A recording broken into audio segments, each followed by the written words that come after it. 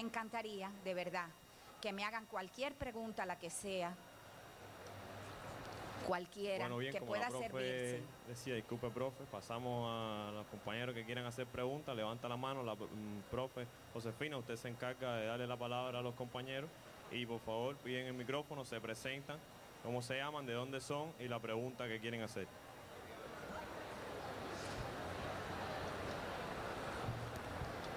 Sí, buenos días. Mi nombre es Rachel, pertenezco al Instituto Superior de Relaciones Internacionales. Usted hablaba al principio de las nuevas normas o directivas que se dieron a conocer recientemente. Mi pregunta está enfocada en el sentido de que estamos en un contexto que usted mismo ejemplificaba, de elecciones presidenciales, que estamos hablando de un magnate, que bueno, estamos haciendo, como son unas elecciones, parece más bien un circo, porque estamos viendo un escenario que se ha visto entre Hillary Clinton y el Partido Republicano, en este caso, por Donald Trump, que estamos viendo el enfoque de Donald Trump más bien es no proseguir con las medidas de Obama. Pero bueno, vemos a Hillary que sí trata de mantener este avance que se ha dado en las relaciones.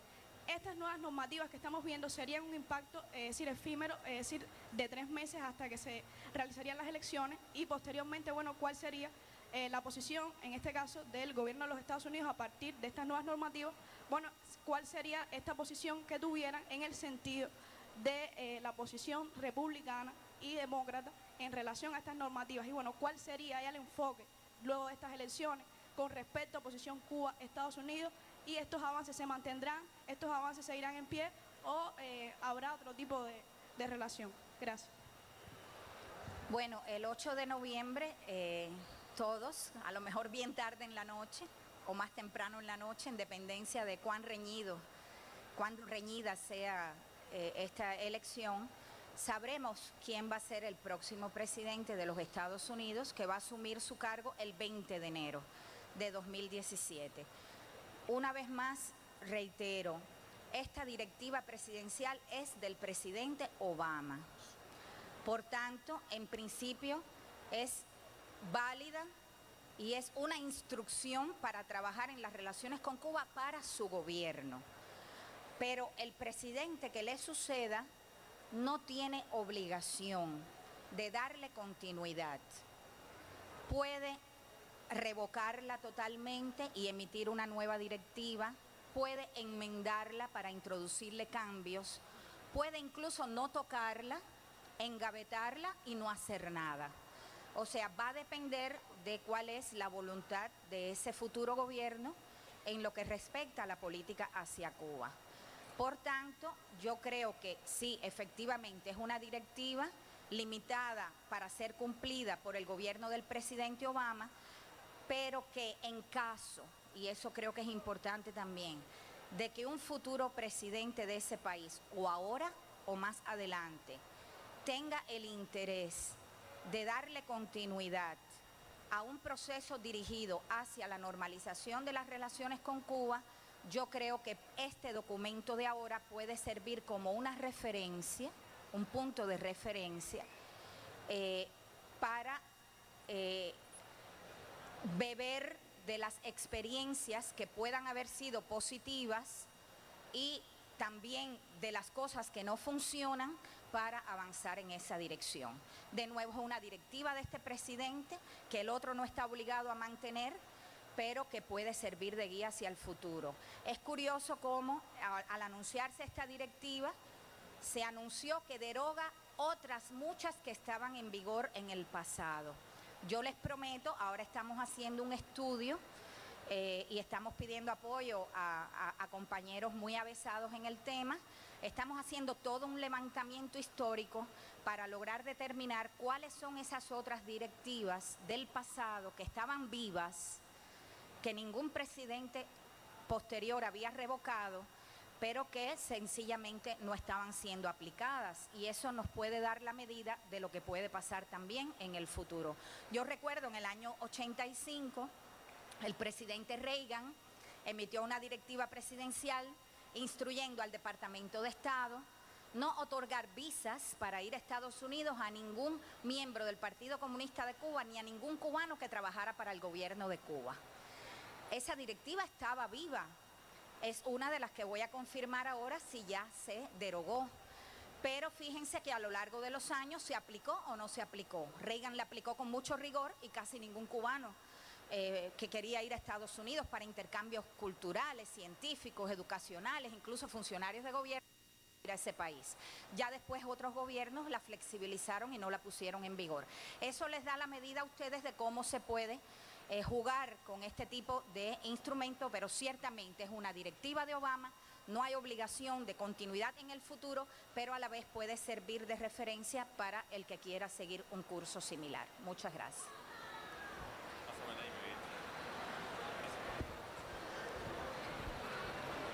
Buenos días, mi nombre es Jorge Cepa, soy de la Facultad de Geografía de aquí de la Universidad de La Habana.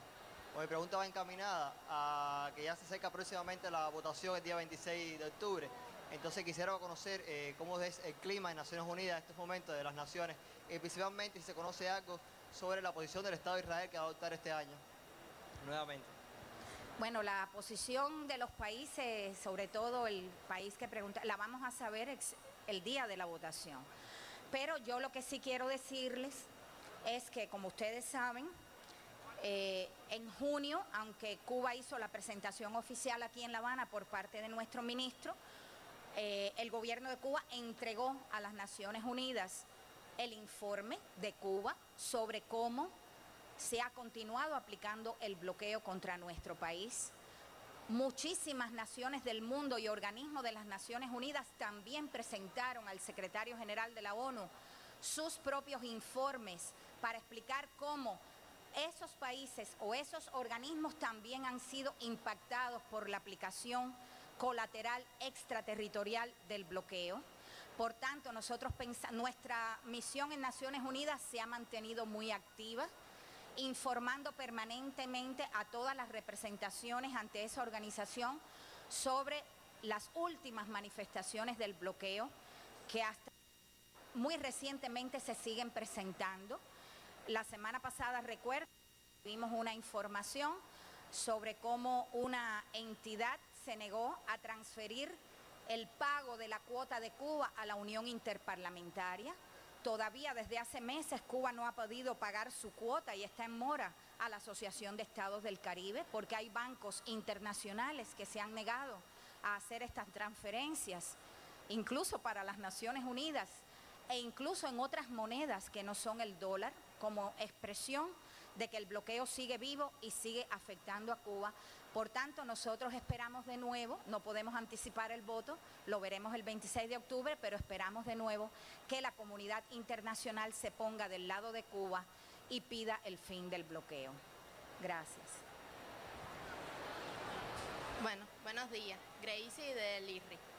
Profe, en muchas ocasiones hemos escuchado que el presidente Obama u cualquier presidente de los Estados Unidos tiene, es decir, prerrogativas que pueden hacer casi al bloqueo una política vacía, sin esperar a que el Congreso derogue esta ley. Entonces, profe, yo quisiera que pueda compartir con los jóvenes, ¿no?, y recordarnos y una vez más decir cuáles son esas prerrogativas que tiene el presidente Obama o cualquier otro presidente de los Estados Unidos y que hasta hoy no ha utilizado. Gracias. Bueno, como ustedes conocerán ya, por los años que llevamos abordando este tema, el bloqueo empezó siendo una decisión ejecutiva del presidente Kennedy, que emitió una directiva estableciendo originalmente, como ellos llamaban en su lenguaje, el embargo al comercio con Cuba. O sea, lo primero que se cortó fue el comercio con Cuba y después se le fueron añadiendo los otros elementos en términos de relaciones financieras, servicios, hasta derivar en lo que es hoy el bloqueo, que es un amasijo de regulaciones que impiden prácticamente cualquier tipo de relación normal en la esfera económica, comercial y financiera entre Cuba y Estados Unidos. En el año 96, en medio de un forcejeo entre los sectores que se oponían al levantamiento del bloqueo y otros que estaban presionando a favor de la eliminación de esta política, y como resultado de situaciones de tensión en las relaciones bilaterales y de la decisión del gobierno de el bloqueo a Cuba, se aprobó y el presidente Clinton firmó la ley Helms-Burton. año 96. Se firmó en el mes de marzo. La ley Helms-Burton introdujo un cambio importante en el bloqueo. ¿En qué sentido? Le retiró al presidente en lo adelante la potestad para, mediante una firma, decir el bloqueo se acabó. O sea, hasta ese momento cualquier presidente de Estados Unidos podía haberle puesto fin al bloqueo. A partir de ahora, esa es una potestad que se le ha retirado al presidente y que ha pasado al Congreso. Por tanto, en primer lugar, para que el bloqueo algún día termine totalmente, es el Congreso de Estados Unidos el que va a votar. Y se imaginarán ustedes cuán complejo es el proceso de votación dentro del Congreso, donde hay 435 representantes en la Cámara y 100 senadores. Pero es un trabajo en el que muchas personas ya están inmersas y más temprano que tarde, yo pienso que finalmente el muro del bloqueo se va a derribar. Ahora bien, muy importante, como mismo la ley Helms-Burton dice que se le retiran al presidente sus prerrogativas para él por sí mismo de un plumazo poner fin al bloqueo, inmediatamente en un párrafo más abajo, esa ley dice que esto no elimina las prerrogativas del presidente para, mediante licencias, aprobar determinadas transacciones con Cuba.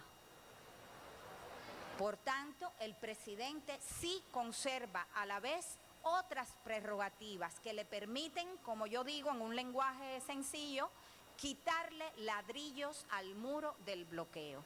De hecho, Clinton lo hizo.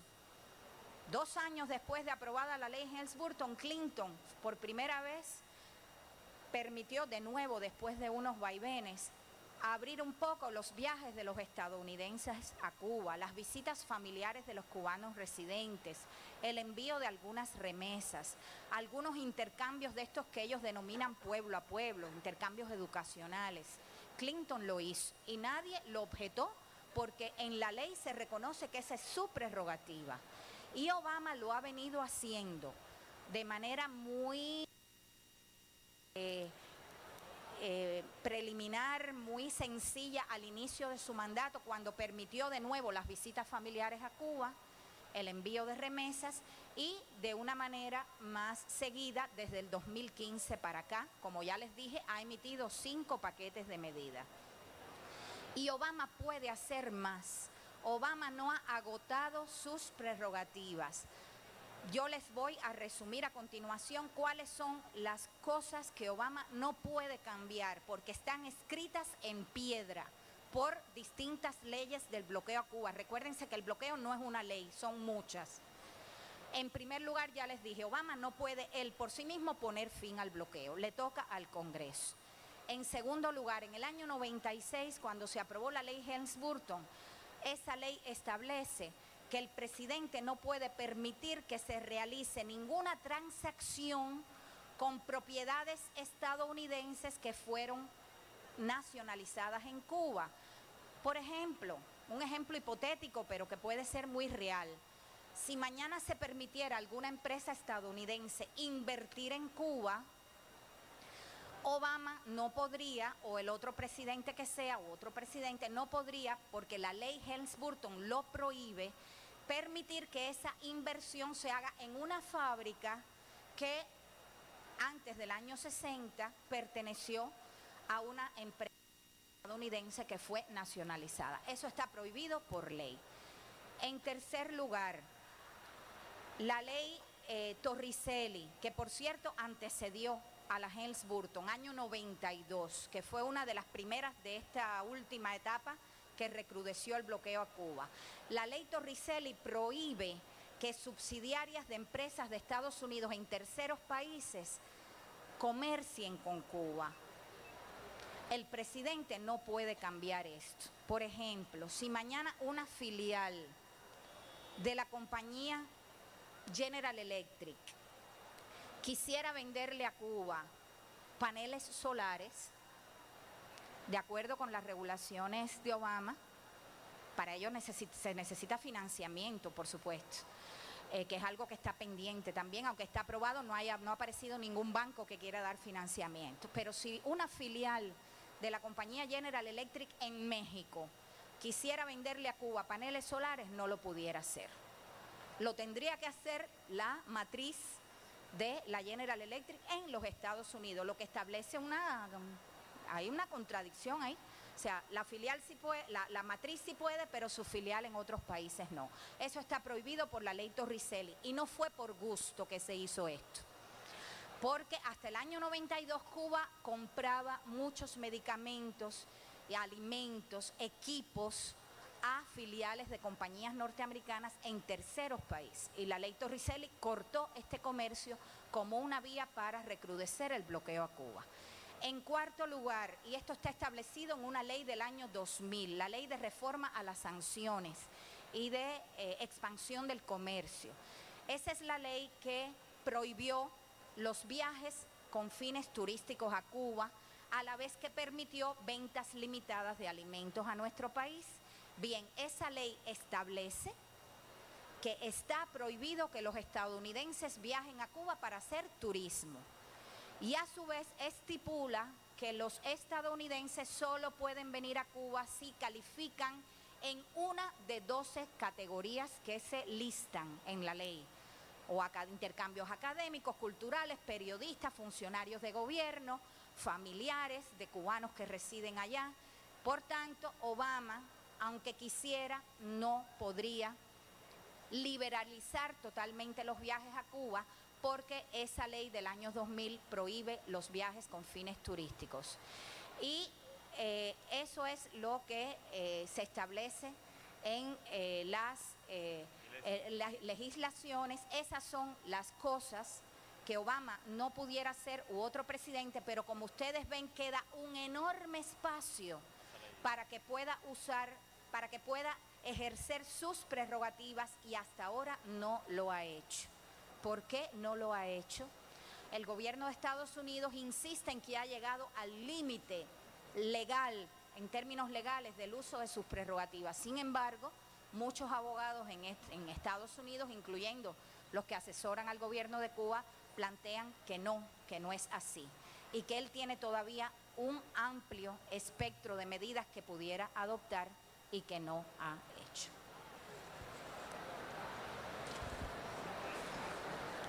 Bueno, yo soy Nilexi, soy de la Facultad de Derecho de acá de la Universidad de La Habana y formo parte del Modelo de Naciones Unidas de La Habana. En primer orden, quisiera agradecer a nombre de todos los que estamos aquí que haya tenido la oportunidad de compartir con nosotros este espacio informal en que nos ha aclarado ciertas dudas sobre el tema del bloqueo.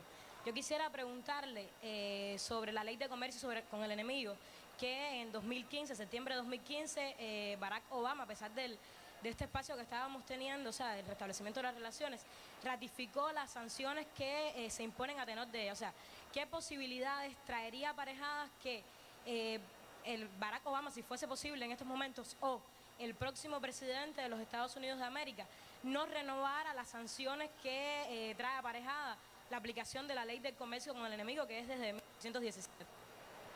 Como me pregunta una estudiante de Derecho, y con perdón de los demás que no estudian Derecho, pero me ha dado pie, esto tiene una explicación complicada. Miren, yo siempre digo que la madre de las leyes del bloqueo es la ley de comercio con el enemigo, que se remonta al año 1917, se pueden imaginar. Una ley para no comerciar con los enemigos de Estados Unidos en la Primera Guerra Mundial. Pero esta es la ley que permitió a sucesivos presidentes de Estados Unidos, sobre la base de considerar que había una situación de emergencia nacional, imponer sanciones. Esta es la ley que usaron en los años 50 para imponer sanciones a Corea del Norte. Esta es la ley que después utilizaron para imponer sanciones a Cuba, también a Vietnam. Después de eso vinieron otras leyes del bloqueo, la ley de asistencia exterior del 61, la ley de administración de las exportaciones del 79, la ley Torricelli del 92, Helms-Burton del 96 y la ley de reforma a las sanciones del 2000.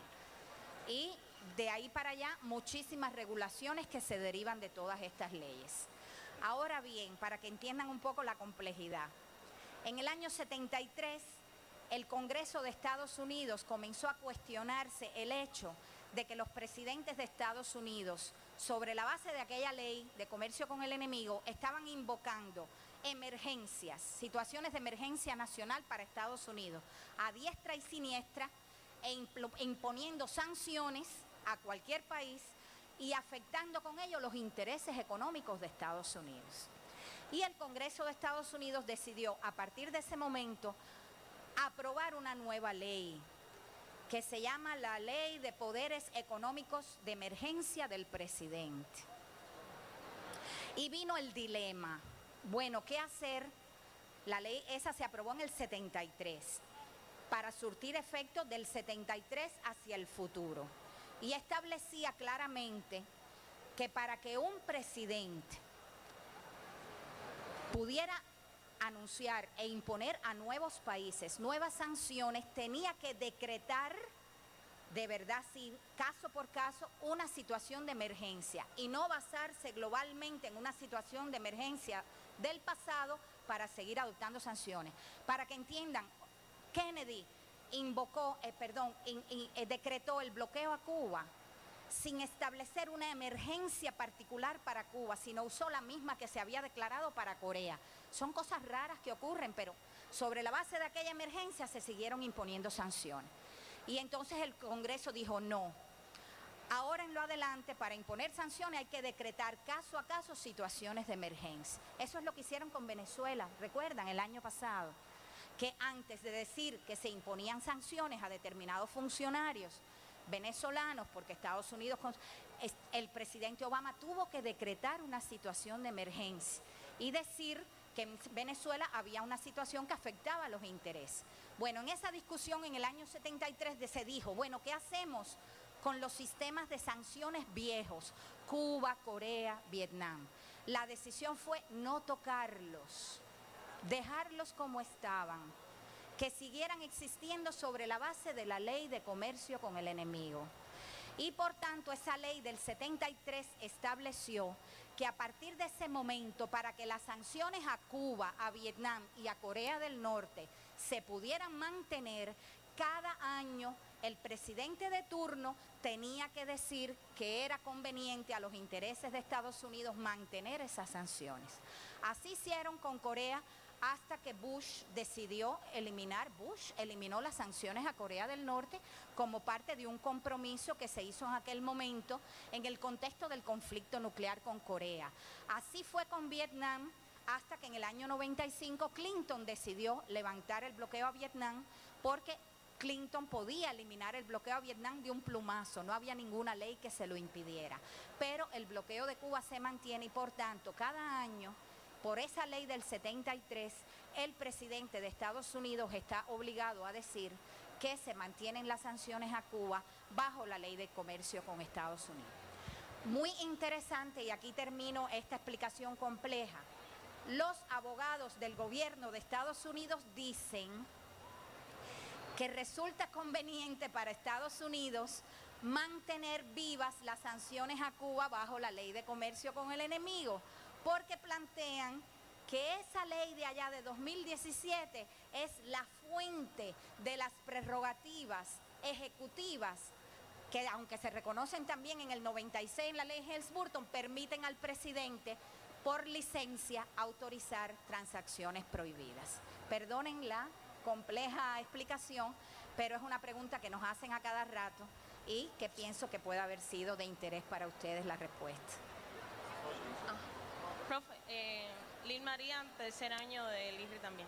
Entonces, Obama ha estado todos estos años ¿Cómo no? confirmándola. No solo Obama, desde el año 73, todos los presidentes cada año han tenido que hacer esto. Lo que pasa es que en época de Obama es que todo el mundo se ha fijado más, porque ciertamente resulta una contradicción que un presidente, y eso es obvio, que dice que el bloqueo es obsoleto, que el bloqueo daña a Cuba, que el bloqueo daña a los intereses de Estados Unidos y hay que levantarlo, a su vez año para año firme un papel que diga que es conveniente a los intereses de Estados Unidos mantener las sanciones a Cuba bajo la ley de comercio con el enemigo. Esas son de las grandes contradicciones que nosotros todavía vemos en la política de Estados Unidos hacia Cuba y que, como les dije, se ven reflejadas en la directiva presidencial que se acaba de aprobar. Y la pregunta original, cuando hablamos de esto, siempre hacemos como especie de dos bandos, ¿no? Para el debate, para agilizar las cosas entre presidente y Congreso. Pero dentro del Congreso, ¿cuáles son las posiciones con respecto al bloqueo? O sea, ¿y qué intereses económicos median? ¿Y qué intereses son los que hacen que el Congreso, en su gran mayoría, todavía esté votando a favor de mantener el bloqueo? Miren, en el bloqueo hay sectores cada vez más visibles, debo decirlo, que se oponen al bloqueo. Y cada vez el rechazo al bloqueo cada vez más es bipartidista. Como norma en el pasado se tendía a ver, porque era la generalidad, que los demócratas estaban a favor del levantamiento del bloqueo en sentido general y los republicanos en contra. Ya hoy no se puede decir eso. De manera creciente nosotros vemos un núcleo tanto de demócratas como de republicanos que se oponen al bloqueo. Ojo, no se oponen al bloqueo la mayoría de ellos, esto es muy importante tenerlo en cuenta, porque dañe a Cuba ni a la economía de Cuba. Se oponen al bloqueo, en primer lugar, porque aprecian que daña los intereses económicos de Estados Unidos y daña los intereses estratégicos de Estados Unidos en relación con Cuba. Pero, como quiera que sea, se ha visto un incremento del debate y que nuevas se unen a este rechazo al bloqueo. Hay en este momento más de 20 propuestas de ley para modificar aspectos del bloqueo y muy curiosamente la mayoría de ellas están siendo promovidas por republicanos, tanto en la Cámara de Representantes como en el Senado. Pero en el Congreso es muy compleja la situación. Para que una ley pueda ser sometida a debate, no basta con que haya una masa crítica apoyando ese proyecto de ley. Se requiere que el liderazgo del partido que está en control de esa Cámara o en el Senado o en la Cámara de Representantes permita que se ponga en la agenda de discusión del Congreso la votación de una ley. Y lo que ha estado ocurriendo es que a pesar de que hay apoyo, de que hay proyectos, los liderazgos, sobre todo en la Cámara de Representantes, todavía se oponen al levantamiento del bloqueo y no han querido facilitar que se lleve a la discusión en el Pleno y se sometan a votación estas propuestas legislativas. Pero debo decir que a su vez hay un grupo de propuestas legislativas que buscan reforzar el bloqueo o que pretenden revertir por la vía legislativa lo que Obama ha ido aprobando por decisiones ejecutivas. Por tanto, esa situación creo que se va a mantener todavía por un tiempo. Hay elecciones ahora al Congreso y creo que vamos a tener que esperar al año que viene a ver cómo avanza este debate. Creo que la lluvia está poniendo fin al tiempo que teníamos previsto para este intercambio. ¿Hay alguna otra pregunta?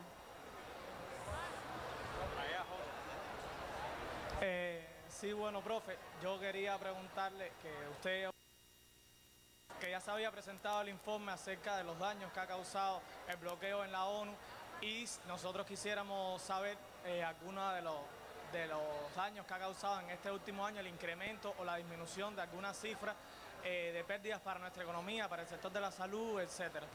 Bueno, en el informe de Cuba sobre el bloqueo hay muchísimas cifras, no te las puedo decir de memoria. Los daños en un solo año ha sido de 4.000 millones de dólares, acumulados 125.000, depende cómo se evalúa el precio del oro, o 700 y pico mil millones de dólares. Hay muchísimos ejemplos de daños a la salud pública, a la esfera de la alimentación, al transporte, a las investigaciones, a la biotecnología.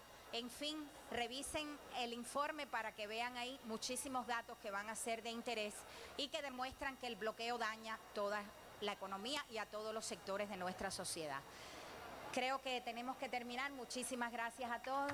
Hasta luego. Le agradecemos a todos los presentes, en especial a la profe, y los estamos invitando a que realicen su votación en la página www.cubavsbloqueo.cu. Además, tenemos algunas actividades planificadas. Tenemos en la escalinata de nuestra colina universitaria el flash mob, un baile danzario que será presentado por todas las redes internacionales. Tenemos además el lanzamiento de las aplicaciones de la UCI con respecto al bloqueo en los bajos del rectorado.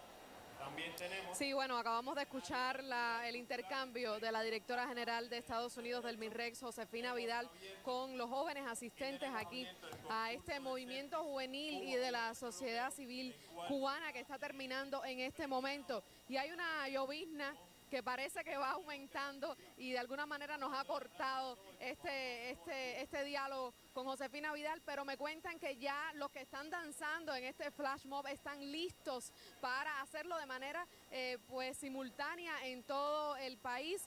Después de escuchar esta alocución de Josefina Vidal, donde ha dado muestra de su capacidad de comunicación y también de todo lo que tiene que decir con respecto a esta política que permanece. Vamos entonces a la escalinata, que ya está listo. Adelante. Hablamos con ella. Bueno, ya estamos al aire ya, desde la escalinata de la Universidad de La Habana, un poco mojados porque acaba de caer una llovizna que por suerte ha durado poco. Y bueno, hay una sesión danzaria ahora mismo en pleno